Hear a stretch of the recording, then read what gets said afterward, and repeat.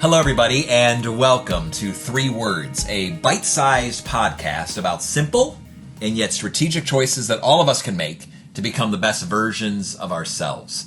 I am your host. I'm Dr. Michael Brown, and I'm a business consultant and life coach here in Northwest Ohio and around the country. And I have seen over and over and over again how the power of choices can transform lives, that every moment matters, that each choice counts. And when my clients and my family and my friends and my colleagues have actually executed positive, powerful choices, we're changed, not just for today, but forever.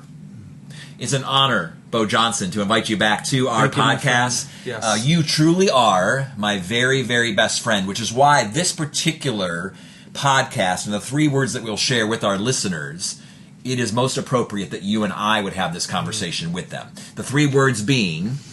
These might be the 3 scariest words for leaders in particular to face.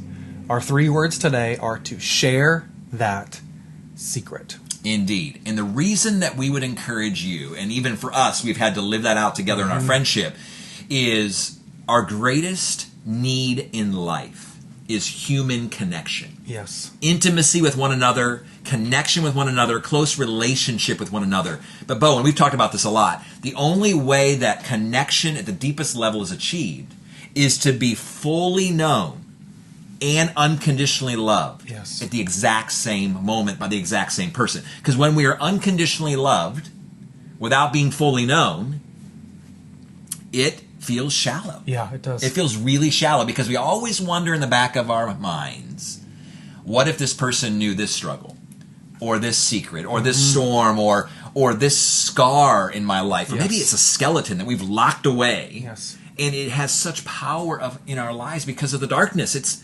No one sees it, and we think that we're keeping ourselves safer, but we're actually in a more vulnerable, dangerous place. Wouldn't you agree? Totally agree.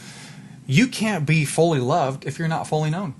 Because there's a part of you that you're never giving somebody else the opportunity to love, to be able to embrace, to be able to welcome, to be connected to. Yes. And that the more of ourselves that we keep disconnected from other people, the less able we're actually able to experience. Well, I think we like to wear masks. We do. We don't like to wear masks, but we choose to wear masks because we think they'll be safer. And we want to present the best side of ourselves, but not those harder side of ourselves. And so sharing secrets, it is really, really scary because we feel like it's the ultimate risk. And yet, my experience has been, in all of my life, when I have shared secrets with others, and again, when we use the term secrets, we're not just talking about bad choices. We're not just talking about, I did this horrible thing, but the fear that I have. Yeah. The insecurity that gnaws at me day in and out. Yes. Those memories maybe that are just really traumatic.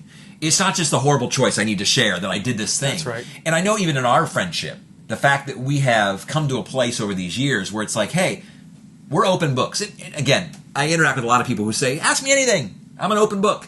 They don't really mean that. Yes. They mean open. I'll be an open book to the pages that I'll open to you. Yes. But there's a lot more to all of our stories than oftentimes are seen in those pages that we show other people. Well, and we don't like talking about the pages that we don't know the end of the story about. Like, I like talking about the sides of myself that I've got it clean and I know how to talk about it. But the parts that are insecure, that are unfinished, those are much, much scarier to talk about. You know this, I fell off a cliff when I was in 6th grade. And I have a big old scar on my arm because of that.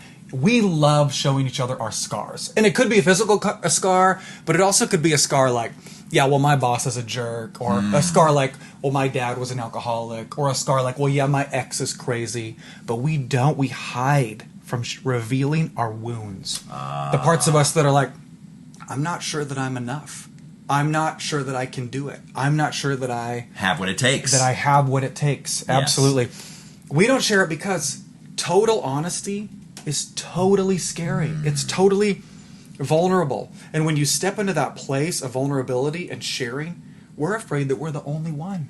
We're afraid that we're the only one who's ever said this out loud, who's ever had this thought, the only one who feels like they're not enough, who can't make it, who doesn't have what it takes. Well, and we were talking yesterday on the drive back to my place from the airport when you flew in, and we were talking about this idea that particularly for leaders, it's really hard to actually say to another leader, and for sure a follower, someone that you're supervising, I have no idea what I'm doing. Totally. I'm in a place right now, and you use the term with me, even off camera, that leaders are lonely. They are. And the reason they're lonely is because they're wearing masks and they refuse to share their shortcomings, their secrets, their struggles. What would it look like? And again, I guess I know what it looks like because I've seen this happen from time to time, where someone comes to me and shares a struggle, shares a secret, maybe of I feel inadequate. I feel like I don't have what it takes. I feel like I'm really struggling with mental health challenges, and I feel depressed. To say that out loud, the burden is lifted. Healing begins to happen. It's so true. Emotions begin to be healed. Freedom is found. Hope is renewed. Yeah, and it's such a surprise because when we say it out loud, or we're considering saying it out loud, we think that our secret is going to disqualify us. We think that saying it out loud is going to make it bigger. We think that saying it out loud is going to make it true, but actually saying it out loud robs it of its power over us. Well, and again, you've talked about the risk of sharing secrets. So let me just kind of jump in here and talk about this for a moment. I don't think you should tell everyone your secrets. That would be unwise. Yes. But you should tell at least a small group, maybe one. I would say even more than one. I would say maybe 2 or 3 or 4 people that you're really close to say, this is fully me. Yep. And here's what's fascinating about that choice. When we choose to reveal our full, complete selves, successes, struggles, secrets, the whole caboodle, as we do that with individuals, we find that we then can relate to the rest of the world with freedom, knowing that we're okay. Now, I don't need to let the person in my workplace know, here's a secret. I don't need to let this particular person who I'm not really that close to know this is a struggle. But the fact that I need to have, for my own emotional health, for my own sense of being known and sense of well-being, that this is me. And I found this even in our friendship. The fact that Beau Johnson and my wife and my other dearest friends know me, I can actually walk out of my door in the morning in the real world feeling alive and whole and known. I don't need to be known by everyone, but the fact that I'm known fully by a few makes me able to relate to the rest of the world in a healthy, life-giving, proactive, others-centered sort of way. Because I'm going to become really selfish and insecure if I feel like I need to always guard myself in every situation, in every place I go, and who's going to find out and who's going to know. What a horrible way to live. We talk about risk, the risk of being known. Oh my gosh, it's so risky. What about the risk of not being? Totally. If I'm not known, then I'm spending my life in isolation and in loneliness. Yeah, when we walk out the door and we're fully known, we're not walking around and going, love me, are you accepting me, are you accepting me, are you accepting me? Because you know that you have 2, 3, 4 people who have said, yes, I do. That secret doesn't scare me. That vulnerability doesn't weird me out. One of the questions that I think people might have as they're listening or watching is, what if I don't have somebody like that? What if I don't have a person that I feel like can be totally trusted with who I am? And they might not. It might be unwise for somebody to go share something with somebody who can't handle it. And my advice to that person is to start becoming the type of person that someone else can share their secret, their wound, their scars, their skeletons with. Become the type of friend that you're looking for. Become the kind of person that when somebody shares something, you listen. You don't try to fix it. You don't affirm necessarily their decisions. You affirm who they are. You bring them back to knowing that who you are is loved and that decision doesn't define you. And watch what happens as you become that type of person that can handle a secret, as you will find yourself surrounded with people who can handle yours. Because we will attract who we are. Absolutely. And so if you want to be a magnet for life-giving, trustworthy, understanding, empathetic individuals, it's going to be a result of being that person first. I love that word of advice. And I guess my other thought would be, and I think you mentioned this earlier, but we know the power of secret telling when the words that come out soon within an hour or so of doing that, the weight is off my chest. Literally, it feels like we can breathe again. Because, and what we find as well, I don't know if you've experienced this. I mean, we've experienced this somewhat in our friendship. But oftentimes that thing that's really, really, really, really scary in the dark that we are convinced is the worst thing ever, the minute we say it, and someone says, well, me too. Been there, done that. Or I struggle with that. It's like, wait, not only are you hearing me, not only are you connecting with me, but you're actually relating to me. And you actually are able to say, we're the same. And maybe it's not the exact same thing, but there's power in the fact of sharing a secret with someone and having that person look at you, see you, Yes. and not flinch. So true. You mentioned our friendship, and you are truly my best friend. And we have taken this principle so seriously. People might not know this. We don't live in the same part of the country. We have not for 12 years. Long time.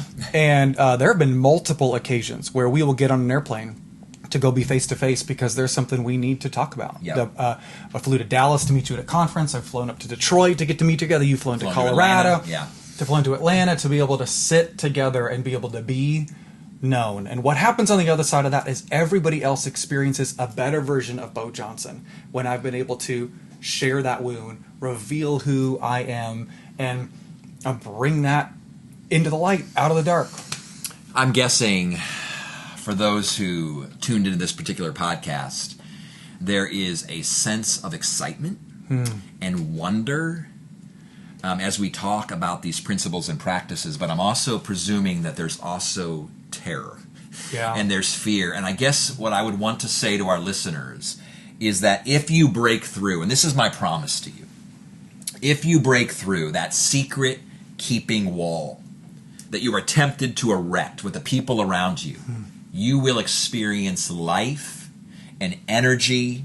Your vision will be returned. Reality will be perceived. Your burdens will be lifted. Freedom's going to be felt. Hope renewed. Emotions healed. Relationships deepened because of that choice you made. So it feels scary. But trust us that truly the pathway to a better version of you and a pathway to a more life-giving experience in life is to share that secret.